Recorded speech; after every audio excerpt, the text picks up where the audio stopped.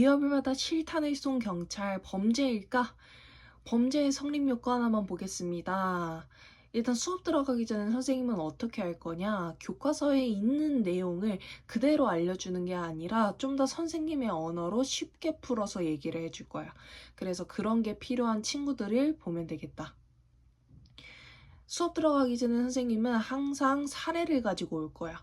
첫 번째, 깡으로 보는 사건이라고 이름을 지어봤는데 YTN 뉴스를 한번 가져와 봤어. 흉기 낭동범의 실탄 쏜 경찰관 논란, 유사 판례 정당방위. 이게 무슨 소리냐? 선생님이 사례를 한번 보여주도록 할게. 가해자 B가 있어. 가해자 B가 자신의 아들을 막 흉기를 들이밀면서 위협을 했어. 근데 이 B가 집에 도착한 뭐를 보고 경찰관 A를 보고 바로 달려들어서 경찰관 2명을 넘어뜨리고 A씨 동료 위에 올라타서 공격을 막 하는 거야. 계속 막 야 죽어 하면서 막 이렇게 하고 있어. 그랬더니 A씨가 공포탄을 쏘면서 이거 총이야.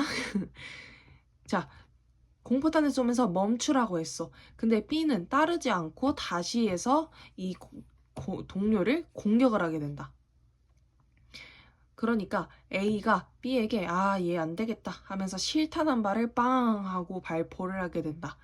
그래서 B는 다쳐서 병원에 갔는데 병원에 갔지만 결국 어떻게 돼? 숨지게 되는 사건이 발생을 한다. 이걸 대법원은 어떻게 봤냐? 이 대법원은 바로 정당방위라고 봤다. 그럼 왜 정당방위로 봤을까? 우리 지금 수업을 통해서 한번 봅시다. 범죄의 성립 요건 뭐라고? 구의책이라고. 왜 구의책인지 한번 보자. 범죄가 성립하려면 어떻게 해야 되느냐? 구성 요건에 해당이 돼야 되고 그 다음에 위법성에 해당이 돼야 되고 책임 조각에 해당이 돼야 된다. 그래서 선생님이 앞글자를 따서 구위책이라고 했던 건데 한번 처음부터 천천히 살펴봅시다. 구성 요건 해당성이란 뭐냐? 그냥 단어 그대로 봐봐. 범죄, 법률에 범죄라고 구성이 되어 있어야 된다고. 이 행동이 법률에서 범죄라고 정해져 있어야 된다고. 예를 들면 이런 거지. 형법 제232조에 절도죄라고 써 있는 거. 이런 게 바로 구성요건에 해당이 되게 된다. 두 번째, 위법성. 구성요건에 해당한다고 무조건 범죄인 건 아니다. 바로 뭘 살펴봐야 되냐면 위법성에 해당이 되는지 안 되는지를 살펴봐야 되는데 예를 들어 권투 선수가 경기 중에 상대 선수를 때렸어. 그럼 이건 뭐에 해당이 돼? 구성요건 해당성에 따라서 상해죄에는 해당이 되겠지. 근데 그치만 경기니까 이건 경기 중에 때린 거니까 사회적으로 인정을 해서 범죄가 되지 않는 걸 우리는 이런 걸 뭐라고 하냐? 위법성이 조각이 되었어요. 해서 위법성 조각 사유로 범죄가 성립하지 않게 된다. 이건 바로 다음 시간에 바로 다음에 다룰 거니까 한번 봅시다.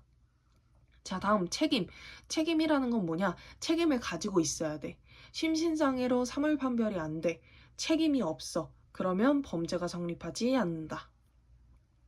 즉, 다시 범죄가 성립하려면 뭐가 있어야 된다? 앞글자를 따서 구위책, 구성요건 해당성, 위법성, 책임 이렇게 있어야 된다. 그럼 바로 한번 보자. 구의책에서 위법성에 해당이 되는 위법성 조각사유 5가지 쌤은 어떻게 외웠냐? 정정한다, 긴 비자로. 다시 뭐라고? 정정한다, 긴 비자로. 바로 전에 구성요건 해당성, 범죄가 성립하려면 구성요건 해당성, 위법성, 책임 이렇게 해당이 돼야 된다 했는데 이 위법성에서 위법성 조각사유 5가지를 한번 보도록 할게. 어떻게 외운다? 정정, 긴 비자. 정정한다, 긴 비자로. 정당. 자, 정에는 뭐가 있냐? 정당방위가 있고 그 다음에 정당행위, 긴급 피난, 피해자의 승낙, 자구행위 이렇게 있게 된다. 그러면 정당방위부터 한번 보자. 정당방위는 뭐냐? 단어 그대로 보면 돼. 방위, 방어한다고. 나나 남의 현재의 부당한 침해를 방어하기 위해서 내가 어쩔 수 없이 반격한 거야. 그러니까 남이 나한테 위협을 가하니까 내가 어쩔 수 없이 내 몸을 방어한 걸 정당방위라고 한다. 그럼 우리가 아까 그 사건을 한번 살펴보면 깡으로 보는 사건에서 어땠어? 경찰관 A가 가해자 B에게 실탄을 쏘긴 쐈지. 그러니까 살인이 돼서 살인죄에는 해당이 되는 거겠지. 결국 구성요건 해당성에는 해당이 되는데 그럼 위법성에 해당이 되느냐 안 되느냐. 가해자 B가 경찰관 A를 막 죽이려고 달려들었어. 그러니까 나는 내 몸을 방어하기 위해서 어쩔 수 없이 쏜 거잖아. 그래서 이거는 정당 방위에 해당이 되니까 위법성 조각사유로 범죄가 성립하지 않게 된다. 그래서 우리가 이런 사례가 있으면 어떻게 보냐? 순서대로 보셔야 돼, 순서대로.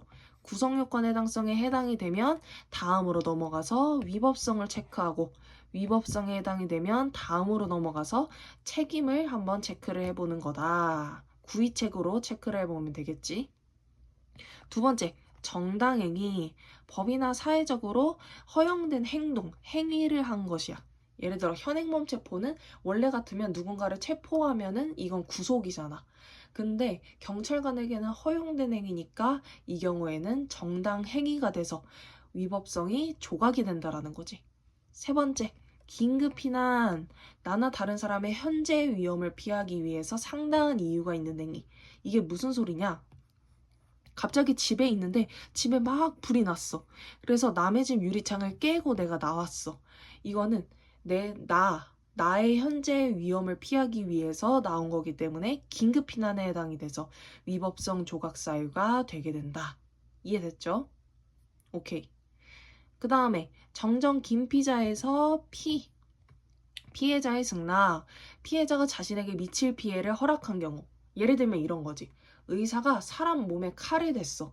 원래라면은 이거는 상처를 입힌 거니까 뭐가 돼? 상해죄가 되겠지. 근데 환자가 수술해달라고 동의를 했으니까 이건 피해자가 승낙을 해서 범죄가 안 돼요 라는 걸 피해자의 승낙이라고 한다. 그 다음에 자구행위란 단어 그대로 자신을 구해. 뭐라고? 자신을 구해. 자신의 권리 보호를 위해서 법적 절차를 기다리지 않고 스스로 권리를 실현을 하게 된다.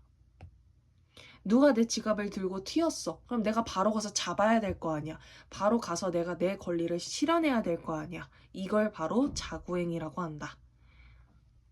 정리하자. 위법성 조각사유는 뭐다? 정정 긴 비자. 정정 긴 비자. 이렇게 외우자. 수업 끝.